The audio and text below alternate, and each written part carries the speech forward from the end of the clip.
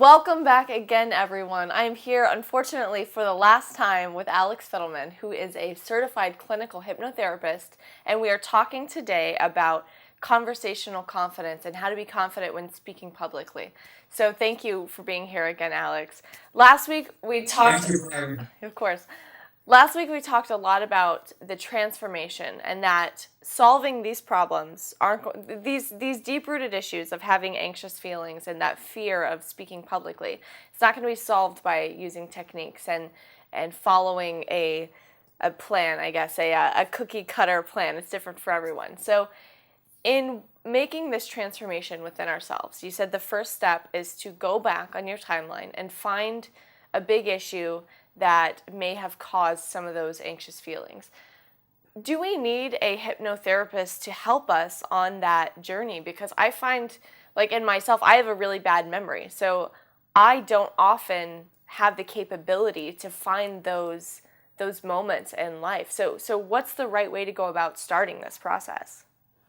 Right, the initial sensitizing events, they are buried normally in our memory, or we might remember them, but the reaction, oh, I'm not sensitized anymore to that, so it's not there. But then when you are in a deep enough trance, you allow for the right memory to come up. And what I use and a lot of therapists use is a little bit of shock, but mild one.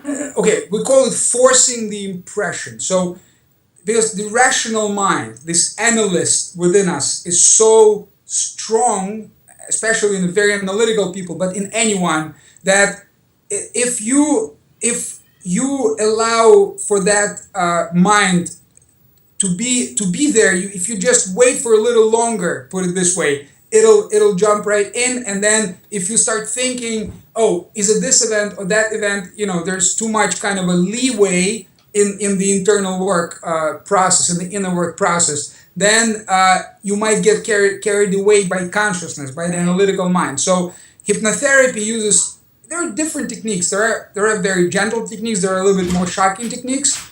Not to the point where you get like real, literally shocked, but just enough so that the subconscious mind is out of the way and the right memory just comes up. And then it's what a lot of people do not fully understand. It's not just bringing the event to the memory that is therapeutic and transformational. It's what happens afterwards. Sometimes, of course, there are certain situations in life that just remembering something is like I got it, and then it's in right. It's in there's no really need to verbalize anything or to bring anything to consciousness. It's so clear and apparent, and it's like, oh, done. I now understand where it comes from, and then you immediately draw subconsciously a conclusion, and then the problem is gone. I've seen that. I've actually had something like that when I've done my own self-hypnosis work. But in most cases, in 99% cases, it's not the memory that's healing. It's the what we call a gestalt. It's the process of dialoguing between that part that got hurt, and it's always hurt leads to fear. Fear Right. leads to anger. And this is a cycle. We are hurt when we, early in our lives, there is an event when we are hurt, and everybody gets hurt. You cannot live this life without getting hurt. But then, if that hurt is not properly processed by our parents or whoever we were receiving care from, then it leads to fear. And then a protective mechanism comes into play, because we don't want to feel fear all the time. It's an energy depriving emotion. It turns into anger. So if you see an angry person, absolutely, without any exception, there is a fear underneath, and underneath that fear, there is hurt.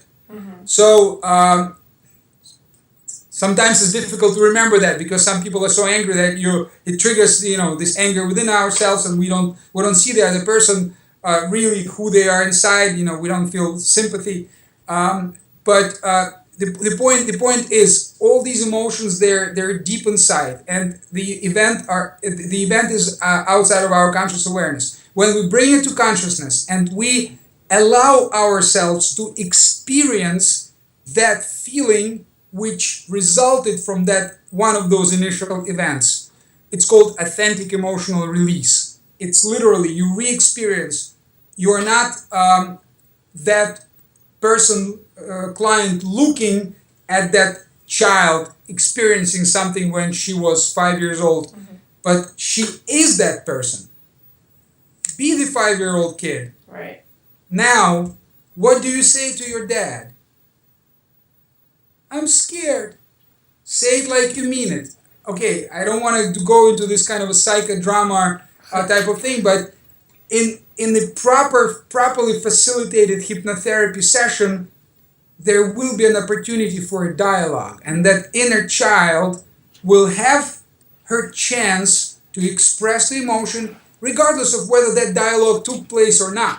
That's the main thing, because you subconscious mind is powerful enough to, when it understands from the hypnotherapist and from the intention of the client what it needs to do, it'll come up with the right dialogue, which will be therapeutic and reframing enough for the person to make that transformation. So then, when the emotion is authentically released, and I've seen some cathartic emotional releases. I was just in one of the trainings just to give myself kind of an edge in my approach. It's about regression, just recently, and they were using this technique, which utilizes what they call an energy release hose. It's this kind of a plastic, heavy-duty pipe, like a plumbing accessory, that they use to allow the person, not for every situation, but for many situations when there is a strong emotion, to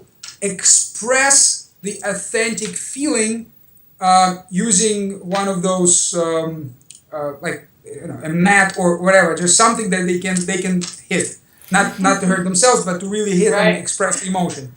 And I've seen some really cathartic emotions expressed, but it's not you can just get angry and just hit something. Like, in Japan, they have little,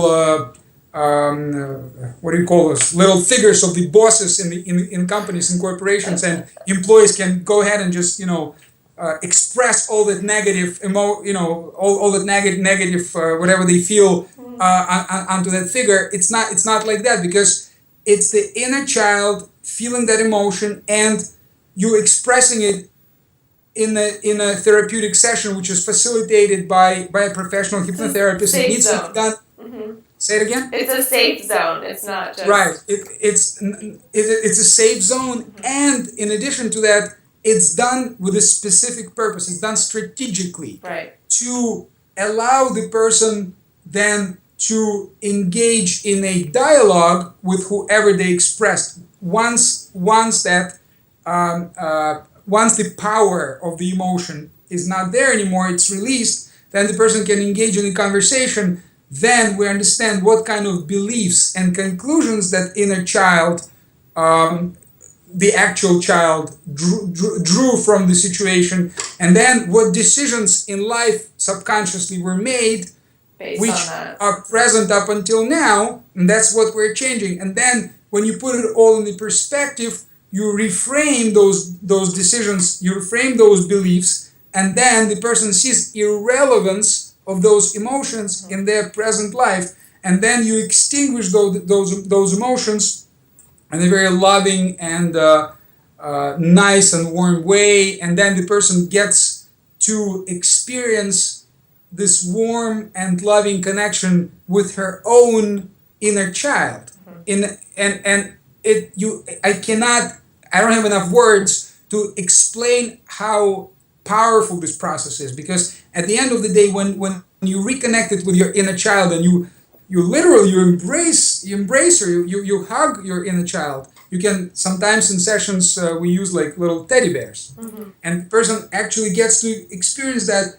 It's a beautiful feeling, and then regardless of how bad that interaction with the villain was, or with a well-intentional, with a parent who had the right intention but did not act in the right way, and then the forgiveness, the real true forgiveness is expressed, and then real compassion is expressed, and then it's a beautiful state to be in. And then we do something called core transformation. It's one of the NLP techniques, by the way, when you kind of get to the core positive feelings, because there are certain positive states that are, we call them the core states, the true state of who we are. The core state is a state of love, it's a state of profound peace, it's a state of oneness, it's a state of connection with everything and everyone.